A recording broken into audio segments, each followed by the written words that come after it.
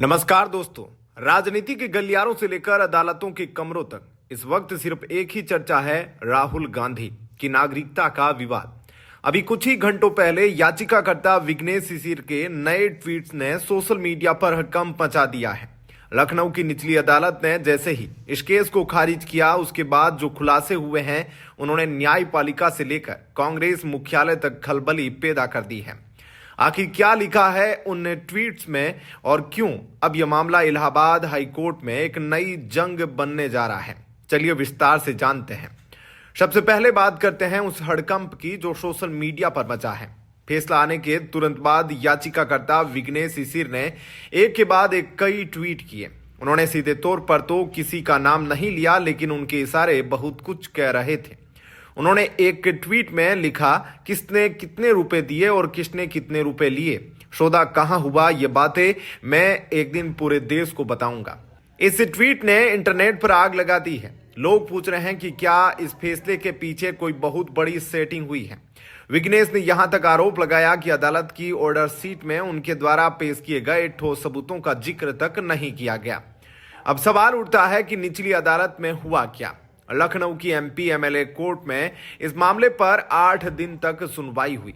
करीब 27 घंटे तक वकीलों ने अपनी दलीलें रखी। याचिकाकर्ता ने 310 पन्नों के वो दस्तावेज पेश किए जिनमें दावा किया गया कि राहुल गांधी ने यूके में खुद को राहुल विंची नाम से रजिस्टर कराया था। लेकिन 27 घंटे की बहस सुनने के बाद जज साहब ने क्या कहा? उन्होंने कहा, यह हमारे अधिकार क्षेत्र में नहीं है।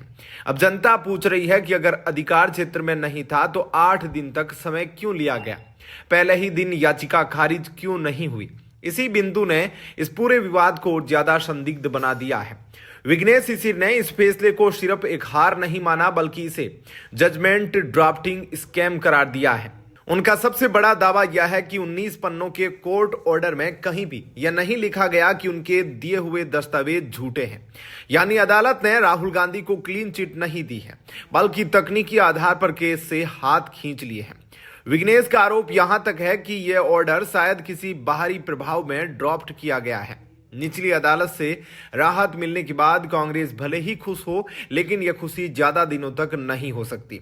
विघ्नेश शिशिर ने यह साफ कर दिया है कि वे इस फैसले को इलाहाबाद हाईकोर्ट में चैलेंज करने जा रहे हैं। उन्होंने कहा कि हाईकोर्ट में वे उन तमाम सीलबंद सबूतों को खोलेंगे जिन्हें निचली अदालत ने नजरअंदाज किया। यानी अब यह लड़ाई और भी ज्यादा पेचीदी होने वाली है। क्या हाईकोर्ट इन 310 पन्नों के दस्तावेजों पर कोई कड़ा रुख अपनाएगा? क्या राहुल विंची का सच सामने आएगा? दोस्तों, राहुल गांधी का यह विदेशी नागरिकता वाला मामला अब महज एक कानूनी केस नहीं, बल्कि एक बड़ा राजनीतिक और संवैधानिक मुद्दा बन चुका है। एक तरफ न्यायपालिका की साख दांव पर है, तो दूसरी तरफ देश के एक बड़े नेता की पहचान। आपको क्या लगता है? क्या विघ्नेश शिशिर के पास वाकई कोई ब्रह्मास्त्र सबूत है, या यह सिर्फ राजनीति है? क्या हाईकोर्ट में राहुल गांधी की मुसीबतें बढ़ने वाली है? कमेंट में अपनी राय जरूर साझा करें। अगर आप चाहते हैं कि हम इस केस की हर अपडेट आप तक पहुंचाते रहे तो हमारे चैनल को सब्सक्राइब करें और बेल आइकॉन दबाएं। धन्यवाद।